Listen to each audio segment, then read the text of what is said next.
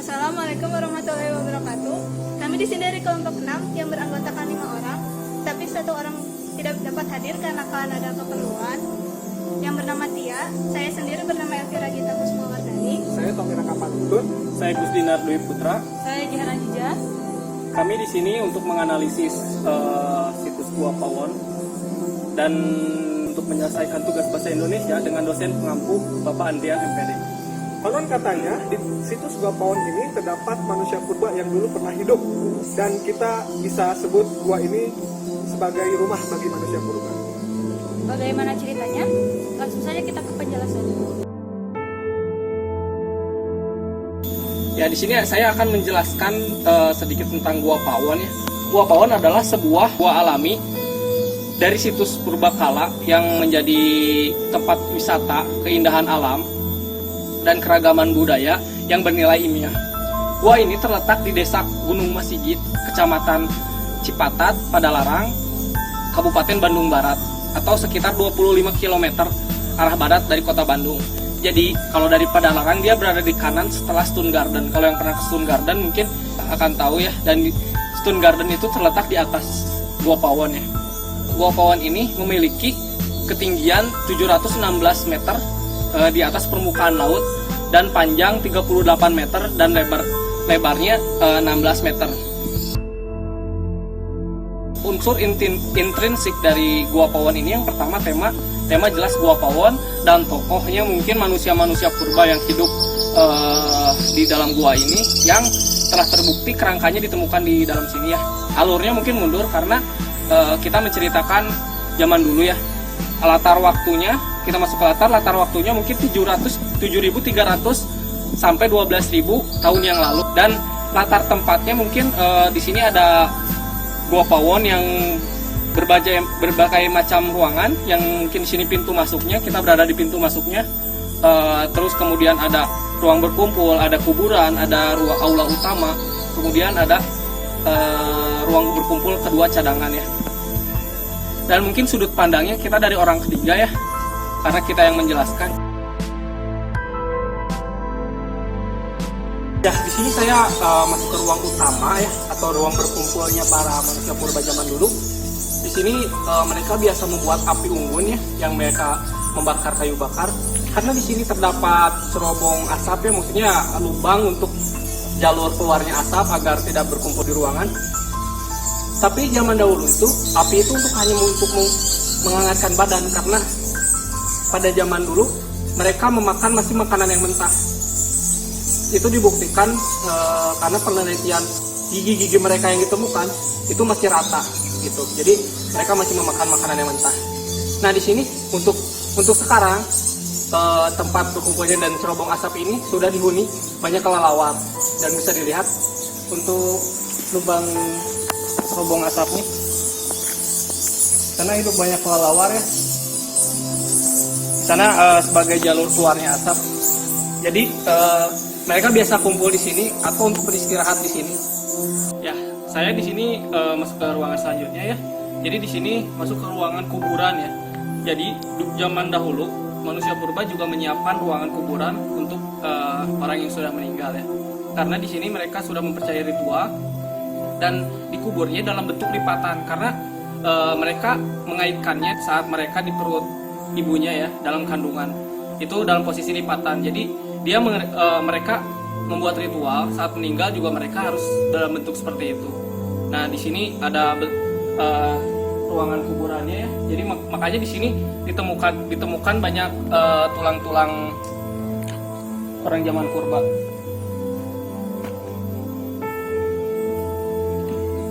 Ya, itu temuan-temuan kerangkanya ya, dan nanti akan dijelaskan lebih lanjut oleh Tommy.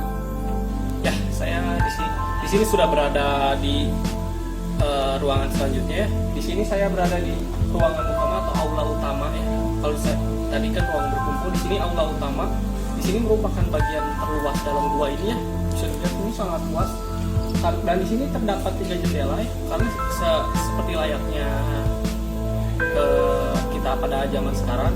Jadi rumah mereka zaman dulu pun terdapat jendela untuk jalur masuknya sinar matahari ya. Di sini kita bisa lihat ada 3 jendela yang berada di bagian depan rumah. Bisa dilihat di sana yang di kanan 1, yang di tengah ini 1, dan 1 lagi di sana di belakang 1. Nah, jendela ini bisa kita buktikan bahwa di sini dulunya manusia purba pernah bertempat. Ya, di sini saya berada di ruang utama kedua ya, atau bisa disebut ruang cadangan kedua. Dan di sini juga mereka biasa menghangatkan badan karena di sini juga ada cerobong asap ya, untuk jalur keluarnya asap. Misalnya mereka bosan di sana atau kebanyakan orang, dan di sini bisa juga mereka pakai misalnya siang-siang karena di sini bisa masuk sinar matahari. Kalau di sana enggak ya, mungkin di sana bisa dipakai untuk malam. Bisa dilihat di sini juga ada cerobong asapnya sebagai jalur untuk keluarnya asapnya biar tidak bertemu di ruangan.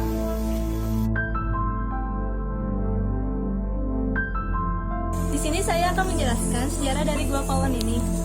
Jadi saat jutaan tahun yang lalu, wilayah kita ini dulu terendam oleh air laut. Batas laut ini dimulai dari Jakarta sampai dengan Indramayu.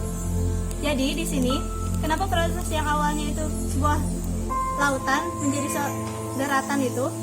Jadi tragedi yang perlu kita ketahui itu terjadi sekitar 27 juta tahun yang lalu sampai 30 juta tahun yang lalu. Ada yang namanya gempa tektonik. Jadi di sini ada proses geologi dan kimiawi. Dalam arti di sini terjadi pembentukan gunung-gunung kapur seperti yang bisa kalian lihat di sini.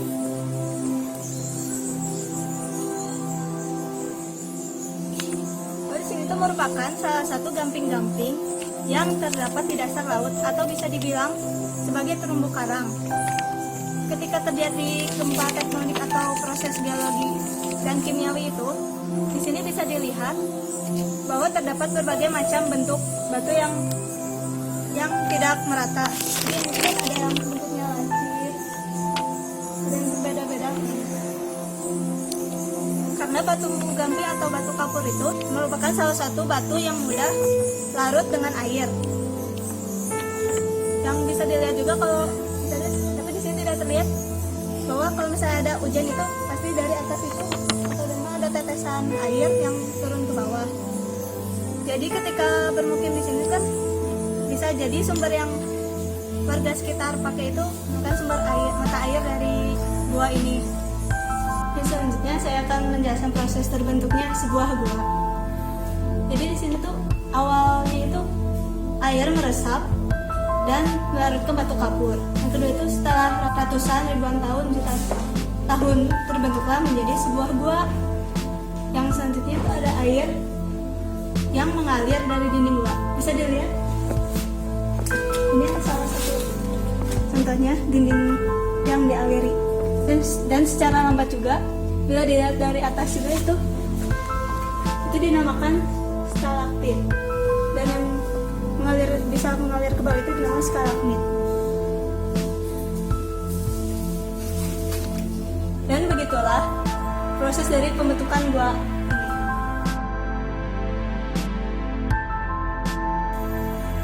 sekarang kita mulai masuk kepada bagian bukti bahwa ternyata di Gua Pawon ini dulunya terdapat manusia purba yang hidup. Dimulai dari tim Balai Arkeologi Bandung yang diketuai oleh Dr. Luffy.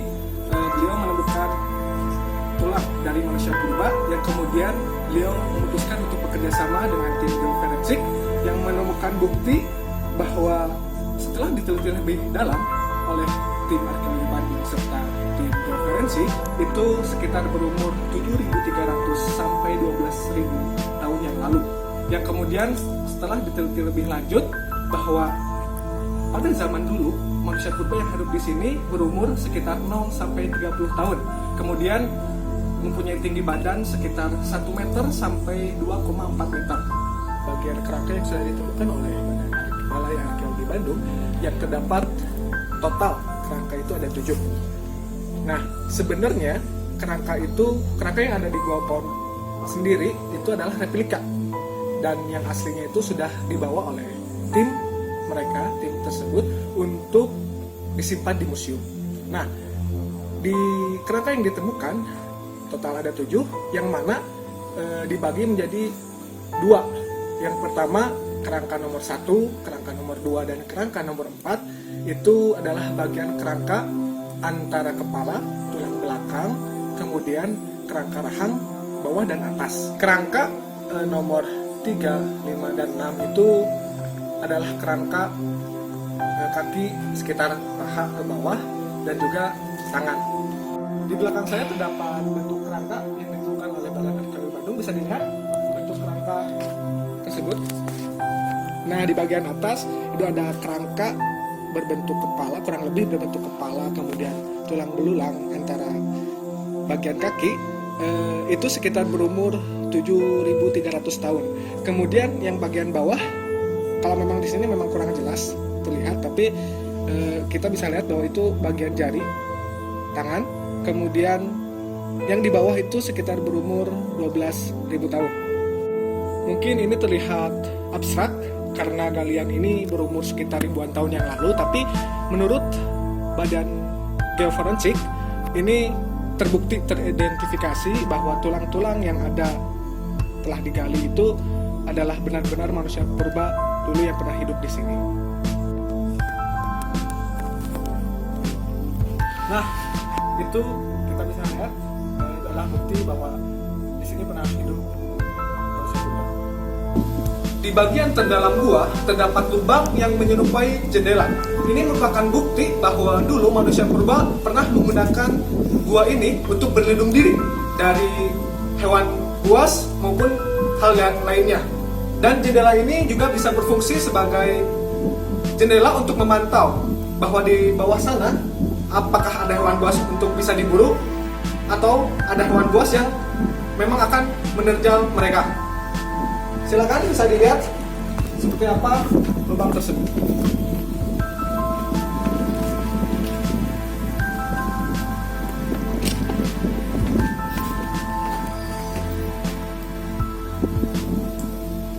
Nah, ini merupakan bukti bahwa dulu gua ini pernah ditempati oleh manusia purba. Selain penemuan kerangka manusia, hasil ekskavasi yang dilakukan pada tahun 2003 dan 2004, kemudian berlanjut hingga 2018, penemuan menemukan berbagai bentuk artefak yang terbuat dari bahan batuan seperti obsidian. Penemuan tersebut terdiri dari perkutor, yaitu untuk menumbuk, ramuan untuk merias mayat, kemudian gerabah untuk menyimpan makanan, ada juga munduk atau lancip tunggal, yaitu digunakan untuk alat penutup tubuh. Kemudian ada alat-alat yang digunakan untuk dipakai perhiasan, yaitu dari kulit kerang, yang kedua ada dari gigi hiu, yang ketiga ada dari gigi binatang. Penemuan artefak tersebut berada di kedalaman sekitar 90 cm dari permukaan tanah. Penemuan barang-barang tersebut kemungkinan terjadi karena adanya kaitan rantai makanan yang pernah terjadi di masa lalu. Penemuan barang-barang tersebut kemungkinan terjadi karena adanya kaitan rantai makanan yang pernah terjadi di masa lalu sebagai bagian dalam pemenuhan kebutuhan bahan makanan yang dikonsumsi. Dan dipergunakan dalam pembuatan peralatan hidup sehari-hari. Mereka makan apa saja hasil hutan di sekitar gua, seperti ikan laut dan hewan-hewan hidup lainnya untuk bertahan hidup. Pernyataan teori tersebut dibuktikan dengan ditemukannya beberapa alat seperti pisau dari tulang, gerabah, sisa perhiasan dari gigi binatang dan gigi ikan. Mungkin amanat yang bisa kita ambil dari Gua Pawon itu, kita harus tetap menjaga atau melestarikan peninggalan zaman dahulu yang sudah terbentuk sebelum kita lahir, dan mungkin untuk kedepannya bisa kita pelajari atau untuk generasi kita selanjutnya yang mereka belum tahu tentang gua ini. Di sini saya akan menjelaskan unsur ekstrinsik dari Gua Pawon. Yang pertama, Gua Pawon mendapatkan perlindungan dari pemerintah. Nilai strategis kawasan Gua Pawon sangat berkaitan dengan pengembangan aplikasi berbagai jenis ilmu pengetahuan, baik yang berbasis ilmu kebumian, biologi, kehutanan, pertanian, ajikibu, arkeologi, sosial, budaya, dan hukum. Kawasan ini juga berfungsi sebagai sumber daya alam hayati dan nirhayati. Gua Pawon dengan segala bentuk temuan prasejarah yang terkandung di dalamnya, begitu juga dengan lingkungannya. Bila dikaitkan dengan Undang-Undang Nomor 5 Tahun 1992 tentang Benda Cagar Budaya dan Undang-Undang Nomor 11 Tahun 2010 tentang Benda Cagar Budaya, dapat dikatakan bahwa hal itu sangat tegas dinyatakan sebagai kawasan yang harus dilindungi dari segala bentuk pengerusakan yang pada akhirnya akan menghilangkan data-data yang dikandung oleh situs tersebut. Begitu juga dengan peraturan lain di luar kebudayaan, yaitu Putusan Menteri Pertambangan RI Nomor 1456/20/2000 tentang pedoman pengelolaan kawasan KARS, di mana kawasan Gua Pawon atau Gunung Pawon sangat memenuhi persyaratan sebagai wilayah konservasi dan masuk ke dalam klasifikasi KARS kelas 1. Yang kedua, Gua Pawon juga mendapatkan dukungan dari PT Astra Honda Motor pada tanggal 14 Maret 2017, dan mereka membuat batu pengesahan yang ditandatangani Gubernur Jawa Barat pada saat itu, yaitu Bapak Ahmad Heriawan, dan Wakil Kepala Komunikasi Perusahaan yaitu Bapak Ahmad Muhibudin. Dan yang ketiga, kami juga mewawancari Pak RT di kawasan Gua Pawon yang bernama Pak Tony, yang bertujuan untuk mengetahui bagaimana pandangan masyarakat sekitar dengan adanya Gua Pawon yang dijadikan sebagai situs bersejarah dan tempat wisata. Ada apa kontribusi atau manfaat secara baik langsung maupun tidak langsung yang dirasakan oleh keseluruhan masyarakat Gua Pawon? Mungkin ada sebagian yang udah merasakan dari adanya manfaat situs Gua Pawon yang bekerja di sana mungkin. Tapi kalau untuk masyarakat secara keseluruhan mungkin ada yang terasa.